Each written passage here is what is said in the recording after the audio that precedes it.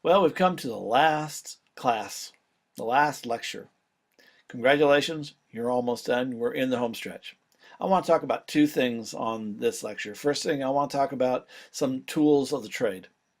And the second thing I want to talk about is the painful art of watching yourself. So first, some tools of the trade. First thing is if you use a manuscript, or notes for that matter, and you're printing them off on paper, the last thing you want is people in the congregation, people in your audience, knowing that you're reading or using notes. The whole point is to engage, to make eye contact, have conversation with the people in the congregation. And they won't know you're doing that if you read the manuscript the whole way.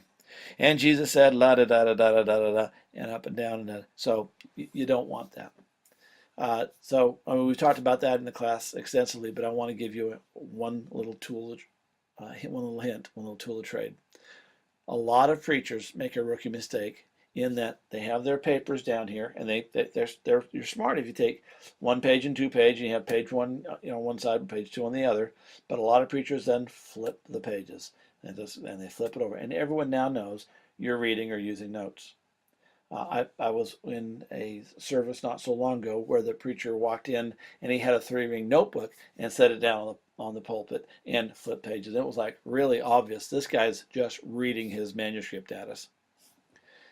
If you don't want to get caught, if you don't want to know, if you want to look professional, you want to look like you're not reading your manuscript, even if you are, then when you get your two pages up there, when you finish a page, slide it over. Just slide it on top of the other and continue going on. So you always have, just slide it. No one will see you do it. And by doing so, you're able to keep eye contact and so on. Another thing another tool, and this is the tool that I personally use, is maybe it's time to get into the 21st century and get yourself an iPad mini or a tablet, 7-inch tablet. I like the smaller ones because the larger ones look to me, they're very awkward. They're huge. And so I don't recommend those. I like the smaller ones personally. And then when you get one to use to preach off of, get yourself a fold-in case, some sort of a fold-in case. I use a Logitech keyboard, a keyboard case that folds up, and so it's rather thick, and it looks like I'm holding a book. It looks like, if you will, that I'm using a tablet as a book. So it's a little less obtrusive. One of the nice things about the tablet, of course, is that you can make the font big enough for you to read at any distance. There's a couple of things that I recommend doing with a tablet. First thing is that I recommend that you change the color setting when you're going to preach. In an iPad, you go to accessibility and you can reverse the colors so that the whites are blacks and the blacks are whites. So you end up with a black screen with white lettering. And the reason this is important is because if you have a white screen, it reflects off your glasses, it reflects off your face if you're in a darkened room, etc. So it's really just, it glares out to everybody. Whereas if you reverse it, there's no glare whatsoever. So that's the first thing. Second thing is I recommend using an Adobe Reader and making your manuscript or your notes into a PDF. There's a couple of reasons for this, but the primary reason is because if you use an editing program, for instance, if you're doing your manuscript off of Word on your tablet, sometimes when you go to scroll, instead of scrolling, it'll highlight or it'll select a word, or it makes it really awkward as you're trying to get to the next page. Oh, come on. So that doesn't happen with Adobe Reader. And so I write my notes or my sermon manuscript in Word. Then I blow it up to 28 pitch. I space my paragraphs to 18 points in between.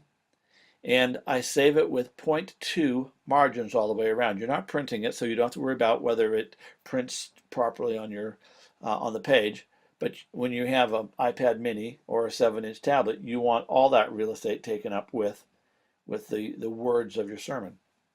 Then I save the file as a PDF, and I save it in Dropbox, and so I open it in Dropbox on my computer in Adobe Reader, and away I go. We're ready to scroll my way through my sermon.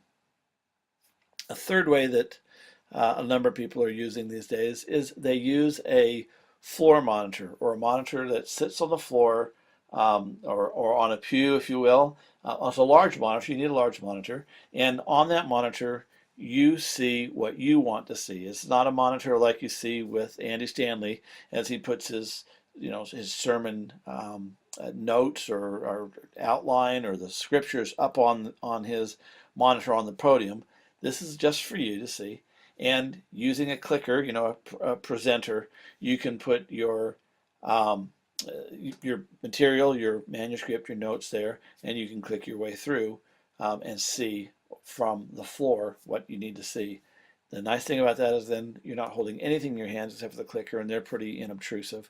And no one knows whether you're reading a manuscript or reading notes or nothing at all. So another tip that you can use. I want to move into the last little section that we're going to talk about, and that is the fine art of watching yourself, or the painful art of watching yourself. If you're going to get better, and I hope that you always want to improve your delivery and your sermons, then you're going to have to depend pretty much on yourself or a colleague to review your sermons. Most of the time, you're going to want to do it yourself. If you depend on your congregation, they're always going to tell you, hey, great sermon, blah, blah, blah. Or people are going to hate it and hate you. Get over it. That's the nature of the job. Not everyone's going to love you all the time, and you're not going to preach a home run sermon every time. But you're not going to get the kind of feedback you need to improve your delivery or to improve your sermons. The only way you're going to get that is watching yourself. So on a regular basis, like weekly, I recommend that you video record yourself. You have someone do it with a phone, you can do it with a tablet, you can do it with a camera, you can do it with a computer, set it in a pew, away you go. It doesn't have to be all that great of quality. You're not broadcasting it. You just want to be able to hear yourself and see yourself. That way you can review it. A couple hints on reviewing. First, don't review your sermon on Sunday or Monday, not the one you just did anyway. You probably already hate yourself for the sermon you preached because, oh, I could have said this, or I shouldn't have said that, or, oh, if I'd only, I get that. We all do that. It's normal. Instead, when you tape this week's sermon, wait until the following Monday or Tuesday, so over a week, so you can review the sermon, and you've created some distance. And there's some advantages of creating a distance. For one, is it allows you to not feel so bad about that sermon. In fact, you'll be thinking about the sermon you just did the day before, and it'll be sort of out of your mind. You won't be all that familiar with it, which is a good thing because, as Craddock says, you can then re-experience the sermon. You get to experience it really very much almost as if you hadn't preached it before. Yes, you'll remember some pieces, but you'll have enough distance, you'll be able to go, oh, wow, look at this, or whatever. The second reason you want to give that distance, of course, is because with some distance, you won't be beating yourself up as bad. All right, so you sit down, you're going to watch it. Watch it the first time through, listening to it. Listen more than watch. You're going to watch it in a different way in a moment, but listen to it, and you want to look for transitions. How did you transition? How did that move? Did it move from one section to the next smoothly? What did you do well? What do you want to not do again? The second thing, of course, look for your ahs, your ums, your you knows, your repeated words, and the words and. Because very often we just have one long sentence in our sermon. It just goes on and on and on and on because we add and to the end of it. Look for your periods, use them, use commas, semicolons in your head to move from sentence to sentence.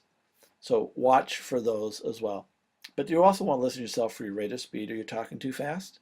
And for your volume. Are you getting excited and getting louder? And are you getting really quiet? And then, of course, are people able to hear you as you go up and down? But is your rate of speed and your volume, is it changing? Or are you monotonous? So you want to listen to yourself. You also want to find out or remind yourself, was your so what? Was that clear? What you asked your congregation to do, was it crystal clear? Do they know exactly how they could put whatever it is you were preaching on into practice that week in a concrete way? Give them something to do. Once you've got that down, then go back to the beginning and watch it at least at double speed and maybe even faster. You can do this easily with a number of programs. QuickTime allows you to do this. For instance, you can watch it at various speeds. And what you're watching for specifically are some odd or repetitive movements. Some movements that you're doing. You're always scratching your nose, or you're brushing your hair, or moving your hair out of your face, or adjusting your tie, or whatever it is. You're going back and forth. You're picking your hand up, or whatever. What are you doing? The other thing to watch for is, how are you dancing in the pulpit? Are you standing still? Now, you don't want to necessarily stand stock still, but you go do do do do do do do do. That becomes very distracting. So if you watch yourself in fast speed, you'll be able to see things that you would not see at normal speed. Take notes of these things, everything from the ahs and the ums and to the rest, and decide the one thing that's the most distracting or what you want to work on the most, and work on that one thing until you get it down. Then move on to something else. If you'll do this every week, if you get yourself in the habit of watching yourself, listening to yourself, taking the time, you will quickly become a much more accomplished speaker, a much more accomplished preacher, and you'll continue to reach people for Jesus Christ with the words that you bring. Hey, it's been great this week, these last 8 weeks, and I look forward to seeing your sermons, hearing your sermons, and finishing up this class. We'll see you later.